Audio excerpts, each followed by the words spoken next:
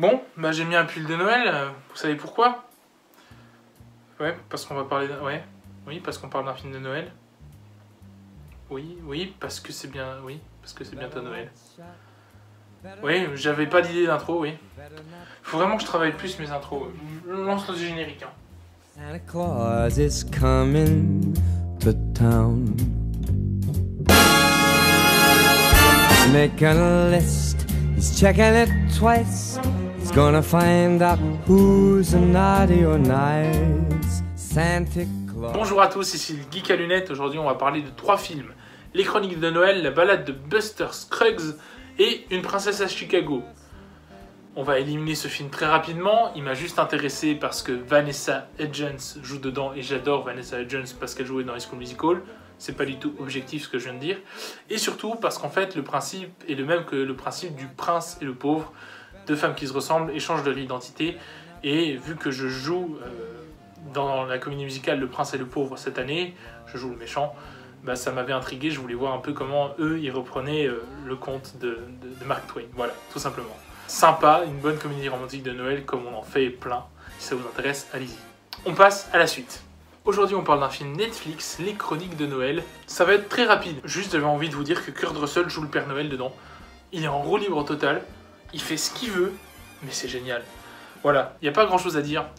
Il y a peu de films de Noël, disons, sympathiques, avec un truc intéressant. C'est souvent des comédies romantiques, voilà, qu'on aime regarder, cocooning familial, voilà, où il n'y a pas grand-chose à analyser. Voilà, c'est fait pour Noël, pour s'amuser, je pense. Hein, ou alors, vraiment, j'ai pas vu de très bons films de Noël. En général, ces films de Noël sont pas faits pour voilà, être censés être de très grands films. Mais ça plaît, ça marche, ça fonctionne, c'est très bien, c'est fait pour. Mais en tout cas, celui-là, je trouve, a une idée intéressante. Le scénario sauver Noël, sauver la magie de Noël, toujours le même. Mais avoir casté Kurt Russell en Père Noël, le laisser faire ce qu'il fait dedans, je trouve ça dingue. Les lutins, ils sont géniaux. Bon, pour ceux qui ont vu le film, j'ai trouvé ça dingue. Bon, il faut arrêter au bout d'un moment, effectivement. Mais j'ai trouvé ça super cool. Leur design est sympa. Le scénario basique, voilà, deux enfants qui veulent sauver Noël avec le Père Noël, qui essayent de le filmer, voilà, la base. Mais Kurt Russell en Père Noël, il est dingue. Je trouve que ça fonctionne trop bien. Voilà, l'image du Père Noël qu'on a absolument par Kurt Russell, justement, il joue là-dessus. C'est ça qui est bien. Je trouve aussi le fait de ne pas voir la mère Noël pendant tout le film, le fait qu'il va se faire gronder, si voilà, c'est aussi super cool. J'ai rien à dire, voilà. Si vous voulez un film de Noël, voilà, un peu plus fun, avec un truc bien décalé comparé aux comédies romantiques d'habitude, et ben regardez ça, Les Chroniques de Noël, c'est sur Netflix. Ça vaut le coup, il y a rien à dire.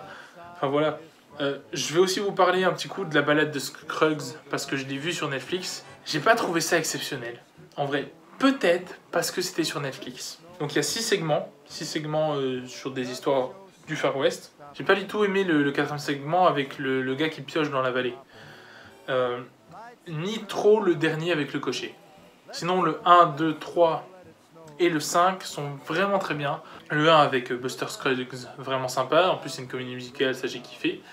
Le 2 avec James Franco, j'ai beaucoup aimé aussi. Le 3e avec Liam Neeson, j'ai trouvé ça horrible. Mais c'est... il n'y a pas grand-chose. Mais c'est cette ambiance intimiste qui fait que c'est vraiment beau. L'ambiance musicale, l'ambiance visuelle. Tout ce segment est vraiment, je pense, le plus abouti, le plus beau du film. En tout cas, celui qui m'a fait ressentir le plus d'émotion. Le 5... avec la jeune fille. Waouh, c'est prenant, on s'intègre dans l'histoire et tout, puis on est... Oh, dommage quoi. À la fin on se dit non, pourquoi quoi. On est vraiment pris dans l'histoire, c'est vraiment raconté comme un petit conte vraiment. Là cette fois-ci, voilà, il y a une réelle histoire, un début et une fin. Ce qui n'était pas forcément le cas du 2e et du 3e, où là on prend vraiment des moments de vie. Comme le 4, j'ai pas véritablement compris pourquoi il est là. Et le 6, je comprends un peu plus, même si je comprends pas pourquoi ça finit comme ça, et l'utilité en fait de ce qui se passe à la fin, pourquoi est-ce qu'en fait on nous cache ça. Je trouve pas que la révélation finale de qui sont ces gars est si incroyable et si effroyable en fait. Le voir au cinéma aurait peut-être eu plus d'impact. En tout cas, c'est un bon film, ça reste un bon film. Le fait qu'il soit sur Netflix, ça permet peut-être aussi à plus de gens de voir du cinéma un peu différent de ce qu'ils ont l'habitude de regarder. Les frères Cohen, du western, du cinéma plus d'auteur, et ça peut être intéressant, ça peut faire du bien à beaucoup de monde, ça peut être cool. De toute façon, je vous conseille de regarder le film dans son intégralité. Hein. Vous pouvez pas sauter les segments et ça vaut absolument pas le coup, vous vous ferez votre propre avis. Et un film, ça se regarde du début à la fin sans sauter de partie, ça n'a aucun intérêt, bien évidemment. Vous me direz vous en commentaire ce que vous en aurez pensé. Gardez à l'esprit que moi, mon préféré reste le 3, ensuite le 5, le 1 et le 2 en dernier. Donc voilà pour les chroniques de Noël, la balade de Buster Scruggs et une princesse à Chicago. N'hésitez pas en tout cas à me donner vos avis en commentaire.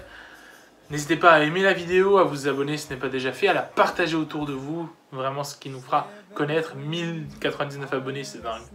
Vraiment merci. Pour ceux qui auront vu le film, j'ai juste un truc à vous dire. Première fois, hein. J'adore cette réplique. C'était le Geek à lunettes, je vous dis à la prochaine. Finité. Incantatem.